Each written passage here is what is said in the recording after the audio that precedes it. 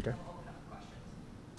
All right, we're really excited to get going. We're a weekend practice, and it helps to have a veteran group. But I know you guys just had Willie up there, and first of all, I want to say congratulations to our football program. I think what he's doing is a tremendous deal, and it helps all of us when our football team can play and do that. And Willie's done a great job getting our football program up to this level. So first of all, I want to say congratulations to them. But I got my veteran guys up here. We're really excited. It's a different time for us because I haven't had a veteran team since I've been here. I'm talent-wise, I've said it before, this is my, 34th year of coaching. I don't know if I've had a better talented team than I've got right now. And so that's not to put pressure on anything because they still got to play the games. But I like being in this position. So, but I want you guys to talk to these guys because they're going to want to make me look good. So I just wanted to kind of start it off with that.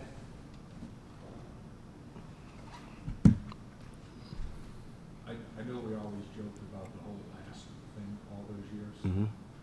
Can you be first this year, do you think? Yeah, there's no question we can be. You know how I am. If we couldn't be first, to be honest with you, I need to. The day that I sit there and say, hey, listen, we're not going to win a championship, I'm done. I'm going to walk away from coaching. If I don't believe it, how do I expect these guys to believe it? We're really talented. There are some good teams in our league. We understand that. A lot of things got to happen. You got to be good. You got to be lucky. And you got to stay healthy. But from a talent perspective, an experience perspective, where we're at in our program perspective, this is the year for us. And so winning a championship, would it surprise me? Absolutely not. If we don't do it, will I be upset? I won't be upset if we're in the NCAA tournament and we didn't win it. But again, I've won championships and not been in the NCAA tournament. But I've also done, if I had a choice, I think this is an NCAA tournament team. Matter of fact, I know it's an NCAA tournament team, and I know we can win games in the NCAA tournament. I don't build programs anymore about winning conference championships. There's only like 4 conferences in the country anyway, so you never know what conference you're in. I built our programs getting to the NCAA tournament. I took this job to get into the NCAA tournament and to win games in the NCAA tournament. That's why I took this job. And so this is the first time I can really confidently say I've got a team that can win games in the NCAA tournament. Have you told those guys that before? Never. Who, these guys? No, I barely talk to these guys. I don't. They don't. We don't talk about stuff like that. Of course, they know that. That's always been our goal here.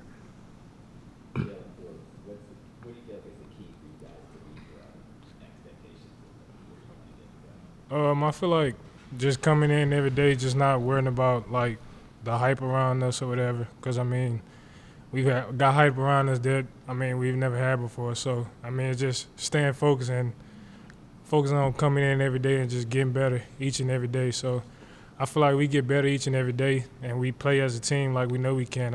We're gonna be pretty hard to beat.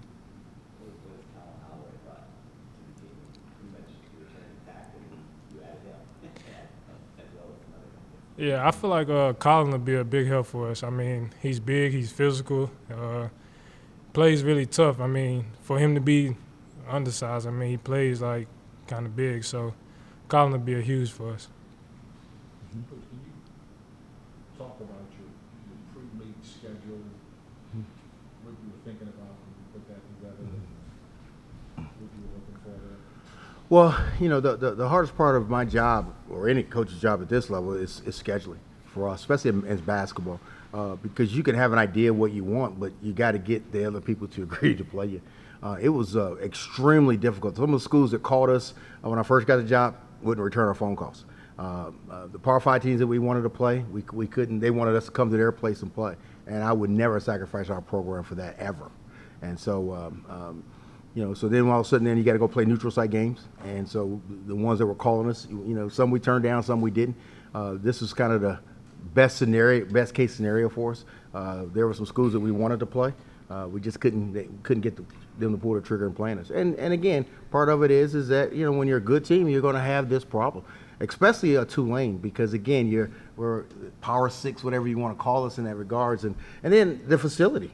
No one wants to come and play us in that building, and I love our facility, but we don't get many people that want to come and play us in the facility. We've actually even talked about coming to play in Smoothie King. We've offered that to about 6 or 7 schools, and all declined to come and play us. And so they all said that they will play us when these 3 guys leave. So that's just how this thing works. Why don't they want to play you on campus? Well, again, you know, I've always kind of been that underdog school or coached at those type of places. I think it's a cop out, honestly, that they didn't want to come in and play. But if you look at scheduling across the country in the Power Fives, no one plays road games anymore, true road games. Even if you look at our schedule, our true road games are neutral site games. And that's what you're seeing across the country now. Those days of, Indiana, Kentucky starting to play again, but they're going to play at a neutral site. You just don't see those type of games anymore. Gonzaga, the same way. They're playing all neutral site road games. It's just the nature of the business of where we're at. A lot of it has to do with money and TV and some of those things. And we got caught into a lot of that in a good way, to be honest with you. When you're bad and you're a bad team or a bad program, man, you can play anybody in the country and they'll play anywhere, anytime. It doesn't matter. We're just not we're not in that business anymore. Were you offered some payday games to go to some other places and play? No one offered us any money to come and play. Well, I don't know why you would do that, but no. But we're again, there are two types of schools: the one to give the money out to play, and the ones to accept it. And I didn't take this job to be bought by anybody. I just that's crazy. We're not doing that here at Tulane. What's that status right now? I know you had to put problems. Oh, he's 100% healthy. Yeah, he's 100% healthy and playing really good basketball for us right now. How important was the Costa Rica trip in terms of like bonding your team, especially being able to see some of the transfers and play for the first time? As these guys will tell you, the trip itself was tremendous. I don't take those trips for a basketball part of it. Part of my job is to turn these young people into men, and so I think that the idea of being able to help other people, and the Samaritan's Feet thing was the best part of that trip. The play is irrelevant. We get an opportunity to spend some time together and bond and those things, but what these guys did in helping those children, something I'm going to remember for a long time. Forgive me, but I know one of your players, I forget who, one of the players is partnered with Samaritan's Feet. Mhm. Can you just say how proud you are of being able to influence something like this? Yeah, Sion is doing a great job with that, and I had nothing to do with that. And so I was really happy to hear when he decided to do that, and also that Samaritan's Feet approached him. There's only 2 student athletes in the country that are doing it, Sion and the offensive tackle for the Alabama football team. They're the only 2 that are going to represent Samaritan's Feet in that, and so I was really pleased to know that Sion is doing that, and he'll represent not only Samaritan's Feet well, but he'll represent Tulane extremely well in that matter. Coach, knowing how well these 2 guys shoot the ball, do they have more freedom than maybe some of the other guys on the floor? How do you kind of view that? Yeah, I have been. I've got to admit, I've got an issue, and I'm prejudiced to 2 things. Even with my children, the ones that do the right thing, they usually get more things. The ones that don't do the right things, they struggle. I like guys that can shoot. If you can't shoot, you're probably not going to get that extra hot dog on the road trip. The guys that can make baskets, I'm going to usually get them a hamburger or a steak. But those guys that can't shoot, we got some guys that can't shoot, they'll stay with hot dogs for a while. And if they want to get better, they better make some shots. It's that simple. I mean, I like guys that can play. Actually, I like guys that can make shots. It's a huge difference. Jalen Cook, just how tough was it for you to not be able to play in the conference tournament last year, and how much are you looking forward to a full year this year? It was extremely tough because I thought if I would have played, we probably could have won the whole tournament. So it was extremely tough sitting on the sideline watching my teammates go out there and compete. But I know if we fully healthy this year, I think we gonna win it. So. Question for all 3. We can start with Jalen, just 3 players. I know he's sitting right next to you. Can you just talk about coach's leadership and the team chemistry at the start of the season? Maybe something in particular that, like that y'all share. Because oftentimes the coach has a relationship with the player where he's pushing for more communication or more leadership. Can you just talk about that at the start of the season? Coach Hunter does a great job of bringing the energy every day. Usually be the players to kind of hype everything up, but Coach Hunter usually come in smiling, and that motivates us to go out there and practice hard. And we always listen to him, and he always give us good points. And it's our job now to go out there and execute everything he's told us from this point. Yeah, just to piggyback off of what he said, I mean, Coach Hunter comes into practice with high energy every day. So, I mean, you see Coach Hunter out there dancing, I mean, you have no choice but to laugh and, be in a good mood. So we get to practice. Dancing? Oh, yeah, it's hilarious. But when we see Coach Hunter in that good mood, that all gets us in a good mood for practice. So, I mean, we just use that as motivation. And then with each other, we just all out there just pushing each other to win it, trying to compete and get better. Yeah, just seeing Coach Hunter before like practice and stuff like that, bringing energy before practice. I feel like we just feed off that type of energy, and it just goes throughout the whole team. It's really good. It's really easy to have good energy when you got good players. You know what I mean?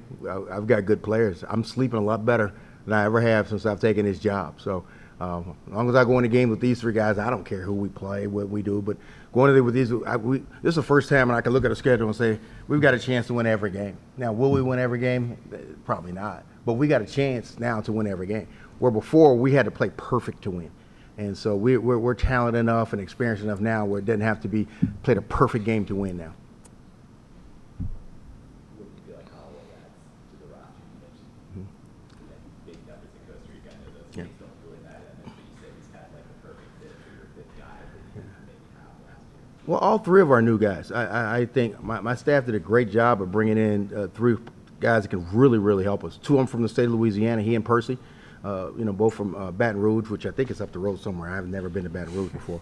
But two really talented players. And then Trey Williams is a talented guard that played a lot of games in the Big Ten and also in the where did Trey come from? The WAC or wherever he was from. But he's done really well. So we've improved our roster. I tell these guys every day. Only one or two things happen. You get better or you get worse. When I woke up this morning, I'm either I'm going to be better than I was yesterday or be worse. Same thing with our team. I wanted to make sure that when that last game that we played, we lost to Houston in the semifinal. I promised myself the next time we would play, we were going to be better. And we'll be better and more ready to play a Houston in the semifinals to try to earn a berth to the NCAA tournament. Is everybody healthy right now? For the most part. For the most part. I mean, besides me, yeah. But for the most part, we're we got a few nicks and bruises like you're going to have this time of year. But by the time we play in a couple of weeks, we'll have everyone healthy. Why have you been so successful?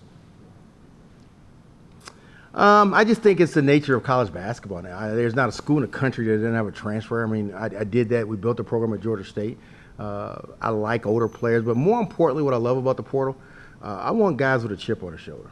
You guys know, I mean, I sometimes create chips on my own. I woke up mad at my wife this morning because I don't even know. I just was acting mad because she was mad at me. So I'm like, I didn't make up something.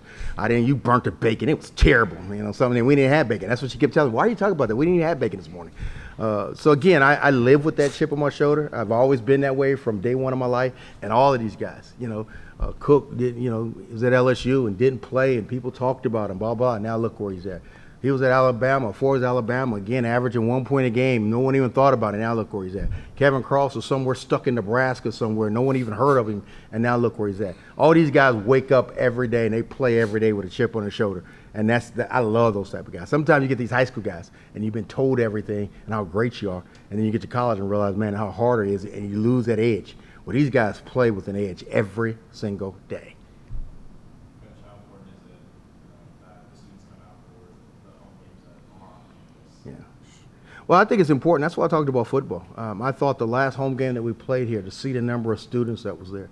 If you came to a basketball game last year, it was electric in that arena, which is why people don't want to come and play in this building. The word's gotten out now, and it's fun to come to Devlin and see games and those type of things. But we're only going to be as good as our students and our alumni come in and watch us play. That is a big goal of mine. I've said it before, and I've said this to Troy. I'd be very disappointed if we at least don't have 3 games where we're sold out this year. I'd be extremely, extremely disappointed. If that puts pressure on our marketing people, whatever, but I will be. With the team that we've got right now, you haven't had a team like this in years. I'd be disappointed if 3 of our games weren't sold out this year. And so that's not asking a lot. And so we got to do our part. And our part's winning games, but we hope that we're able to have that. You hope to do Smoothie King at some point with somebody? I know you've mentioned that. Yeah, we've got actually dates with the Smoothie King. We've been in contact with them, so it's not about the dates. And we know that the NBA schedule, we've kind of we see that, but we've been in contact with a lot of schools that we can, we're going to be able to play there. But again, it has to make sense for us, and so we've asked a lot of schools, and we just have had no on every single occasion in that regards. Do you worry about the non-conference schedule not helping you get to the NCAA tournament thing, or is that not a concern? No, that's no. I have not one bit of ounce, and people that say things like that have no idea about the business, because I can play, for example, Louisville, and Louisville can have a terrible year, and because of the name, it doesn't help you with not so much the RPI and the things that we use now. Trying to get to, you got to get the those grade 1 wins now, and so. I don't worry about that. What I worry about is that we play a schedule to people in front of us. If you're in front of us, have an opportunity to win those games. And if it's on Selection Sunday and we're sitting there and at large berth and some people want to tell us that we did not make the NCAA tournament because of our schedule, then I'll 100% take it on me, 100%. But that's more just talk for fans and media and those type of things. Sitting in those rooms and understanding what it's about, because I've been on the board, I've been a president of the NBC. I know exactly what that really means. I know exactly some things that need to be said and done in that regard. But our conference is good enough that we can get them from the Memphis and the Cincinnatis and the Houstons. We're playing them 6 times. I don't have to go out and play anybody else.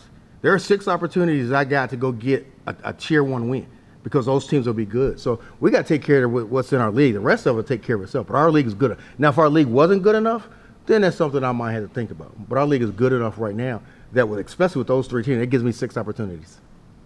Knowing what you potentially have, do you coach this team any harder based on what is possible? They should take my money if I answered yes to that. I should coach the same way every time. They pay me. I make a pretty good living to coach basketball, and so I coach hard every time. I'll be honest with you, I'll coach less with these guys because they're more experienced. I shouldn't have to tell these guys things I've told them 2 or 3 years ago. These guys are good enough to understand. These guys are going to average 35, 36, 37 minutes a game. They know that. They're not going to come out much. That's why they don't practice much right now. They're going to play 35, 36, 37 minutes a game. And so people, because I'm going to always win or lose with my best players on the floor. And so they understand what I want in that regard. So, coaching has to be every time I get an opportunity, I got to coach regardless of who's out there. Is there any game in schedule that you guys are looking at saying this is the game that we really want to win, or I'm really looking forward to? I say all the games, but if we want to be specific, I want to say Houston for sure. Got to beat them before they get up out of here, so got to get Houston for sure. Kind of like what he said. I want Houston and Memphis, honestly, though. Houston and Memphis. Kevin, what did you learn about your body last year? You took a lot of wear and tear. Number of minutes you played, the type of game you played. How much did it help you going through that for a full year? I felt like it helped me pretty good because previously my first 2 years I definitely didn't deal with that type of physicality before. So just learning from that and just learning how to avoid and how to use my body in different ways and stuff like that, I feel like that's going to help me.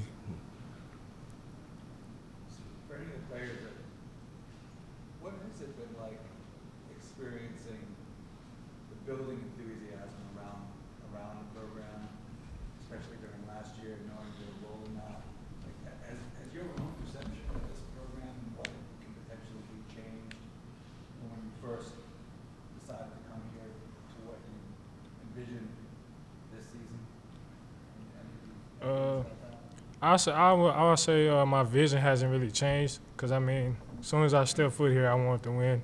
He wanted to win, so I feel like Coach Hunter kind of rubbed off on me a little bit. I always wanted to win, always playing with a chip on my shoulder. So, not so much. I always wanted to win, but I see this year, last year, I seen the big jump that we made from my first year being here. So, I see how better we getting every year, and this year I say I'm kind of anxious just to get it started, just because of I know what the team is capable of, and I done seen how we've been practicing and how the new guys have just gelled right along with us, and it's been crazy just to see, and I can't wait to just prove it in front of the fans. When you guys think about like even that Houston game last year that was here, how full it was in the stadium, like has the experience of being a Tulane basketball player kind of evolved since you've been here, and you know, in that way, does it make you hopeful about how gratifying the experience of playing every day? Does that make sense? Yeah, I got here doing well. We both got here doing COVID, so I mean, going from an empty gym to a game like Houston, where I mean you barely could hear yourself think at moments of the game, so it's been real different. I'll say with everything that's happening right now is just something I envisioned. Like coming here, like I wanted to be. Like, I want to win the conference, so I mean, now we're in a great position to do that. So I think, last year was a good jump, but like this year is win the conference or bust. So that's what position I view. Like I thought we'd be in when I decided to come here. So If you make the NCAA tournament, I know, how will you celebrate? So your question was, when we make the NCAA tournament, how I would celebrate? Because you said when. I didn't hear. That's right. Okay. Thanks for correcting. I don't know. I don't think I've ever really celebrated. Everything I do is natural. I'm just excited. I'm excited for us. I mean, we live this every day. But it's been a long time that people can be excited about basketball, about Tulane.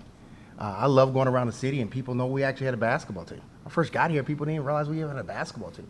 And so the excitement that not only that we feel, but through the campus and also through the city.